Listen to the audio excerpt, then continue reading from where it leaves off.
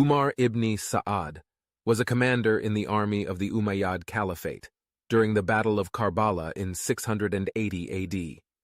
He played a significant role in the tragic events that unfolded in Karbala and the martyrdom of Imam Hussein, alayhi salam, the grandson of Prophet Muhammad, peace be upon him. Umar ibn Saad was initially keen to negotiate a resolution with Imam Hussein and presented a plan to Ibn Ziyad, the then governor of Kufa, in which he said that Imam Hussein was ready to travel back home or enter into talks with the Caliph Yazid rather than coming to Kufa. He saw this as a solution. However, this was far from what was wanted by Yazid and Ibn Ziyad. They wanted the Imam's total allegiance. If not, it was total annihilation of Imam Hussein and his followers. As you can imagine, Umar ibn Saad was offered many rewards by Yazid on completion of his mission.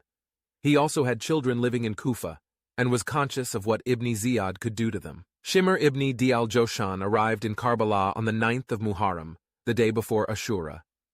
He reminded Umar ibn Saad about one of the rewards, which included the governorship of Ray, a province in the then Persia, which Umar ibn Saad had his heart set on, which would be given to someone else if he failed.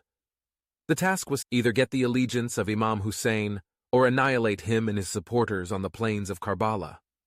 Shimr also said to Umar ibn Saad, if he is not capable of doing this, he is under orders to relieve him from his position, and that he will do it.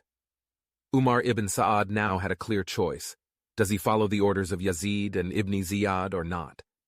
This now started to play on his mind, and he started to worry about what would happen to his family after he was gone. And what about Ray? Who would get that instead of him?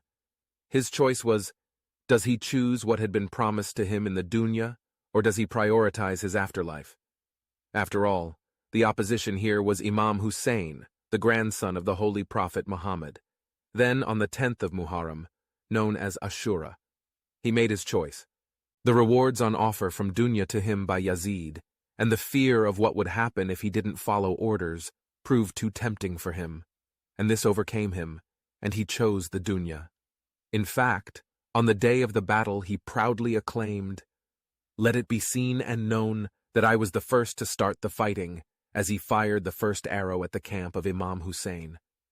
The irony being, when Umar ibn Saad was at the stage of coming to his decision, he was told by Imam Hussein to realize what he was doing and think carefully. The Imam also went on to tell him that he would not even see a grain from the land of Ray, never mind the governorship. However, Umar ibn Saad paid no heed to this, and just as the Imam said, Umar ibn Saad was never given the governorship of Ray.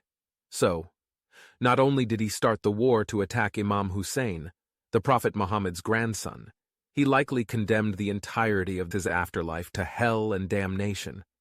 Either way, he would have been foolish to sacrifice his afterlife for worldly desires, but coupled with the fact he didn't get the one desire he craved so much, almost makes his sacrifice worthless.